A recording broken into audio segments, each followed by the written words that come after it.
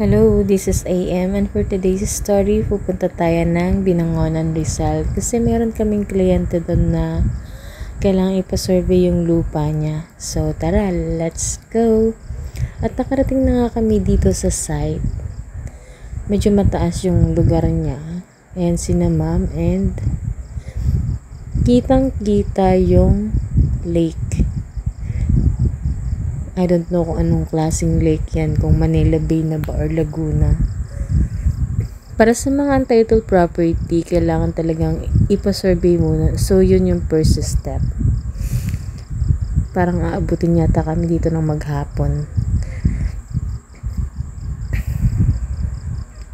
Kasi isa pa lang yung nasusukat. Supposedly, dapat 3 kasi to eh. Pero, hindi natin alam. Ayan siya si Izon, pasilip-silip. Tinanong ko siya kung ano yun. Ang sabi niya, level daw. Kahit ilang beses na akong nakasama sa pagsusurvey, hindi ko talaga siya maintindihan. Baka talagang pang lalaki lang talaga yung trabaho. Meron silang tinatawag na total station tapos GPS. Yun yung gamit nila sa pagsusurvey. Later, mag-iikot-ikot kami at maghahanap ng mai-interview para dun sa mga adjoining lots. Tanggal na naman ang hiya ko dito. Grabe. Iya, papindot-pindot, parang marunong.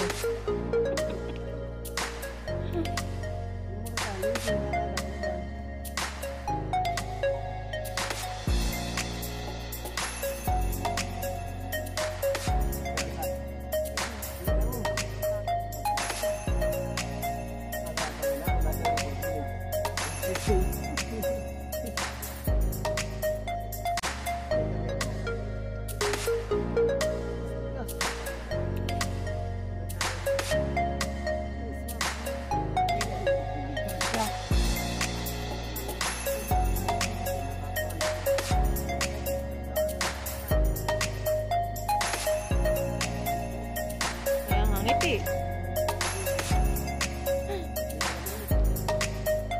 Dapat na explain mo kung paano yung ginagamit. Sumilig ka.